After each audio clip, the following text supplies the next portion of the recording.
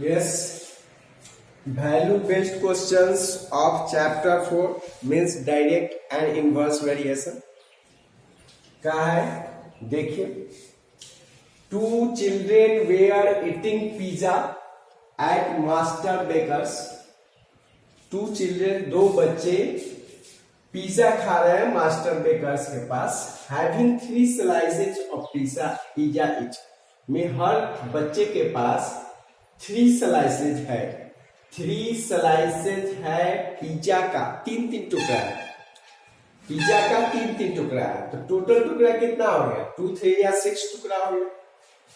All of a sudden, one of their friends came and they shared pizza slices equally among them. बीच में उसका एक दोस्त आ गया, तब पहले से 2 था, अब 3 हो गया. जब अब ये 3 हो गया तो इनके पास अब कहता है कि equally they share pizza slices equally among 3. तो पहले से इनके पास पिज्जा स्लाइसेस कितना है? तो 6 है. तो 6 को 3 इक्वल पार्ट में डिवाइड कर लेगा. तो 6 स्लाइसेज को, पिज्जा के टुकड़ा को 3 इक्वल पार्ट में डिवाइड कर लेगा. तो 3 इक्वल पार्ट में डिवाइड करेगा तो एक को कितना मिलेगा? एक को 2 मिलेगा. सीधी सी बात है. मीन्स टोटल स्लाइसेज कितना है? Total pieces of total slices of pizza, total slices of pizza is equal to 2 into 3, that is 6. तो अब इक्वली अमॉन्ग 3 में डिवाइड करना है. तो each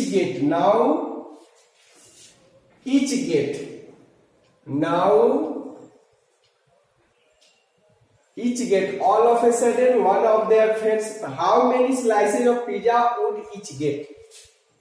Each slices of pizza each get. Now slices of pizza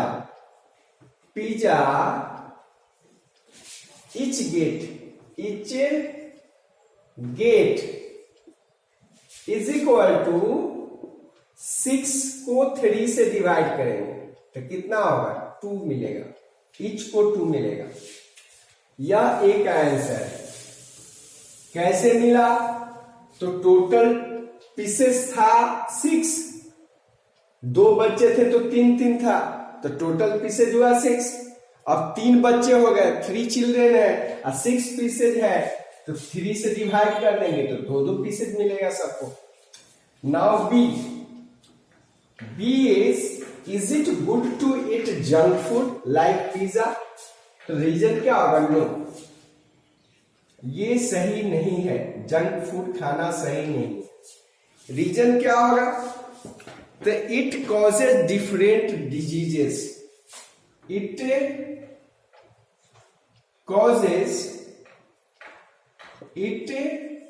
causes different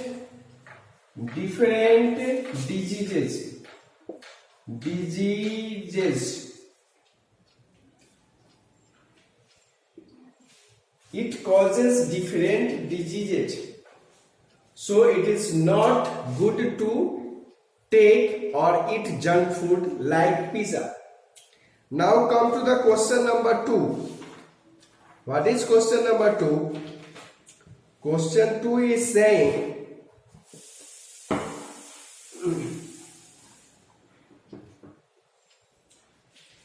by walking for 30 minutes in the morning, Namita covers 2 kilometers. 30 minutes में 2 kilometre distance cover करती है.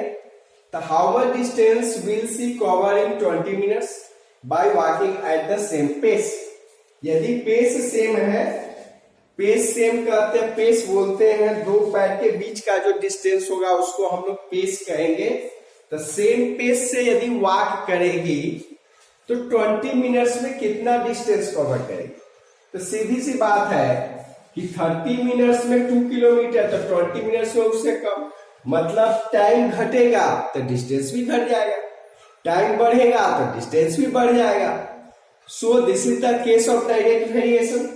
तो डायरेक्ट वेरिएशन का case है तो हम लोग क्या करेंगे, इस तरह का टेबल बनाएंगे। इस तरह का टेबल बनाते हैं डायरेक्ट वेरिएशन के केस में।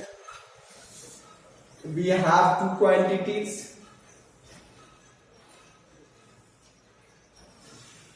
यहां पर लिखेंगे time, time in minute, time in minute, in minute. And दूसरा क्या है, डिस्टेंस कवर्ड। डिस्टेंस किस में है, तो किलोमीटर में, किलोमीटर है। टाइम 30 मिनट्स है, टाइम 30 मिनट्स है तो कितना डिस्टेंस कवर करता है, 2 किलोमीटर। टाइम 20 मिनट्स होगा तो कितना डिस्टेंस कवर करेगा, सो निकालना है। तो हम लोग यहां पर सॉल्व कर सकते हैं। It is the case of direct variation, लिखेंगे it is a case of direct variation. Direct variation का केस है डायरेक्ट वेरिएशन। तो डायरेक्ट वेरिएशन में क्या होगा, x by Y equal to constant, constant होगा, x by y constant, ratio of x and y constant होगा। तो 30/2 equal to 20/y होगा। 30/2 इज इक्वल टू 20/y आएगा। इसको सॉल्व कर लीजिए। तो 30 into Y equal to 2 into 20। तो y इक्वल टू क्या, तो y इक्वल टू 2 इंटू 20/30। नहीं, 0 से 0 गया और 4 को 4/3 किलोमीटर आएगा, किलोमीटर। तो इसको डिवाइड कर दीजिए 1, डेसिमल 103 टाइम्स, 103 टाइम्स, फिर 103 टाइम्स, इतना किलोमीटर, 1.333 किलोमीटर या 1.3 किलोमीटर आप बोल सकते हैं। Now what is the importance of morning walk. Morning walk का इंपॉर्टेंस क्या है, then it keeps our body fit. क्या लिखेंगे, morning walk, morning walk, morning walk keep our body fit, keeps our body fit. This is the answer. FIT है, FIT है, FIT fit है, FIT fit. Morning walk keeps our body fit. Now we will take the another question.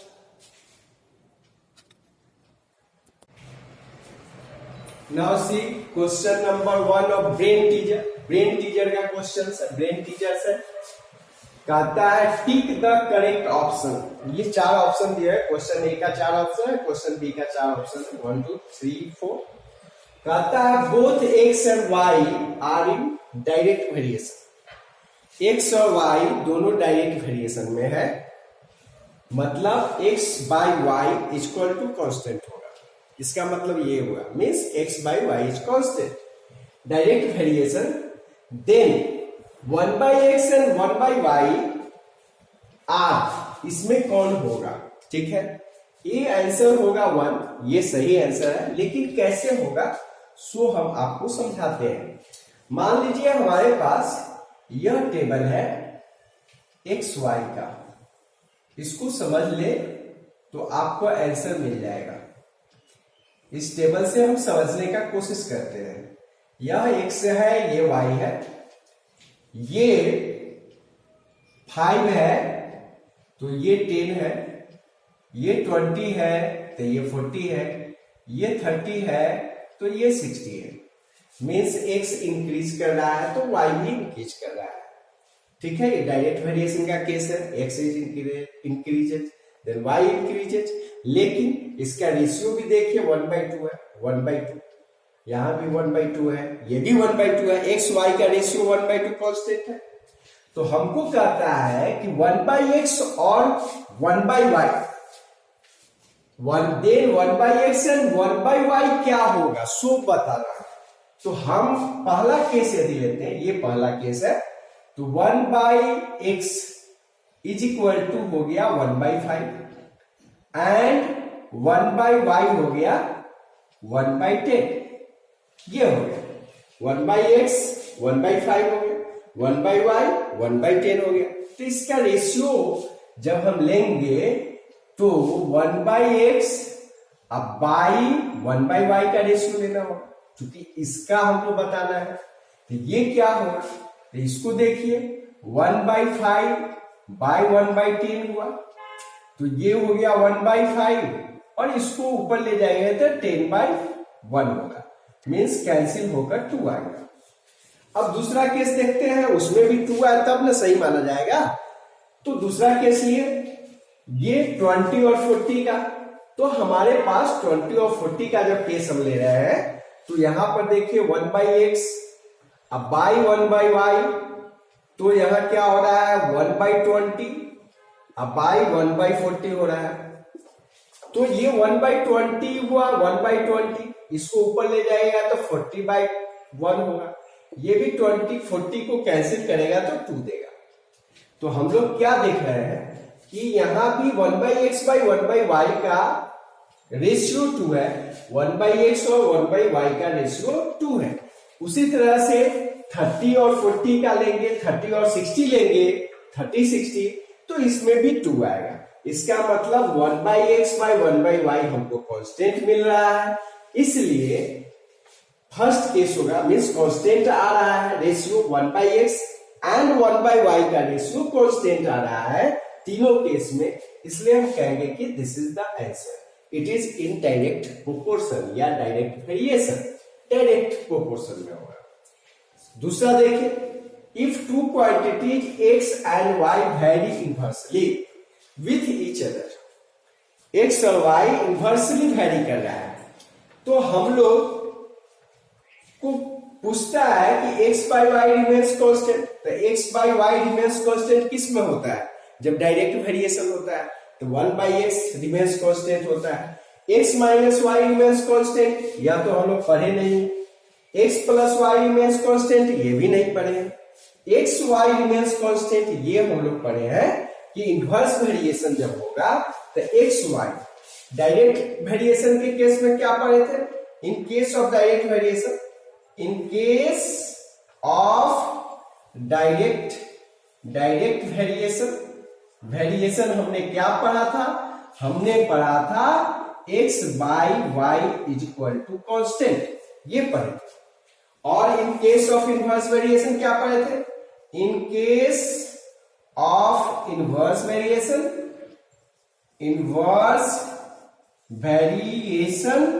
क्या हमने पढ़ा है, xy is equal to constant. तो ये fourth जो आंसर है, this is the correct. Now we will take the another question.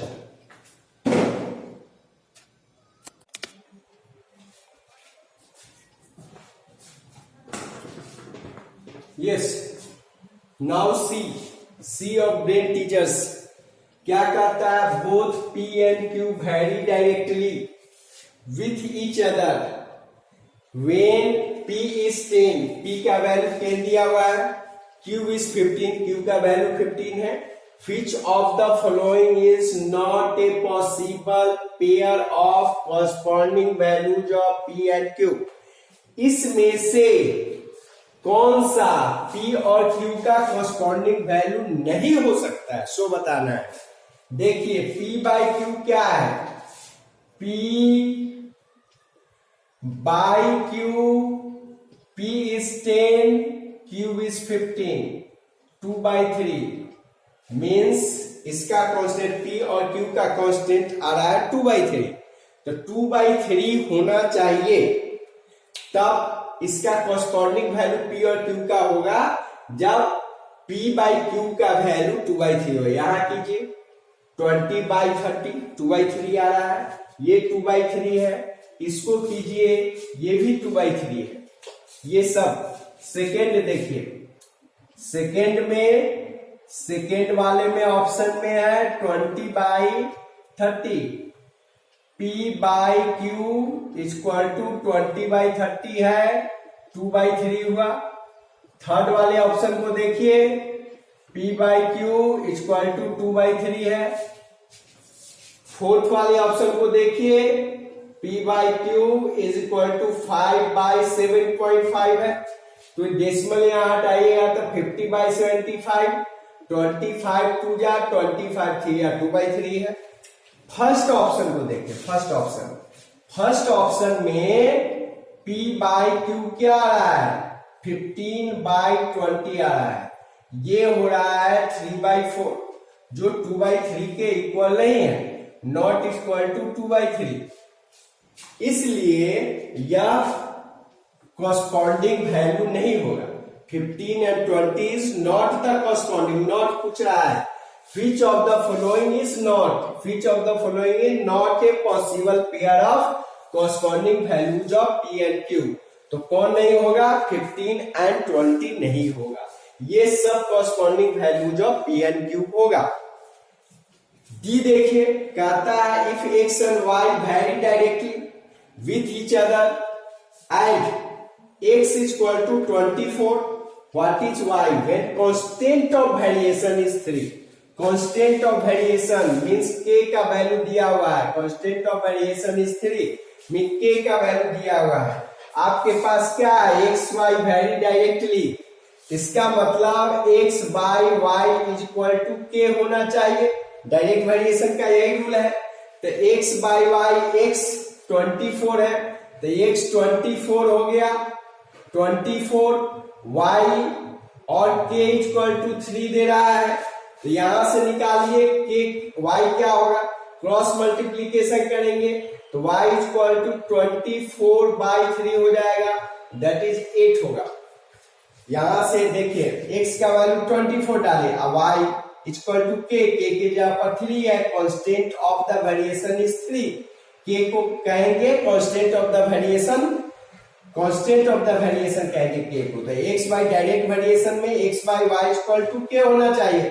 तो ये x 24 रख दिए, बाई y कांस्टेंट वेरिएशन 3, तो हमको y निकालना है तो y को यहाँ कर दिए, 3 को यहाँ कर दिए, तो y इक्वल टू 24/3 हो गया। 24 को 3 से कैंसिल कीजिएगा, 8 means this is the correct answer, third is the correct answer.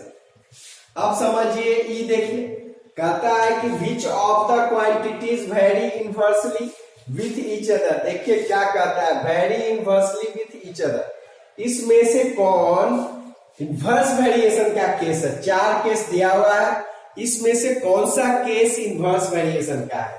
तो हमारे पास क्या है, distance travelled and cab fair. Distance travelled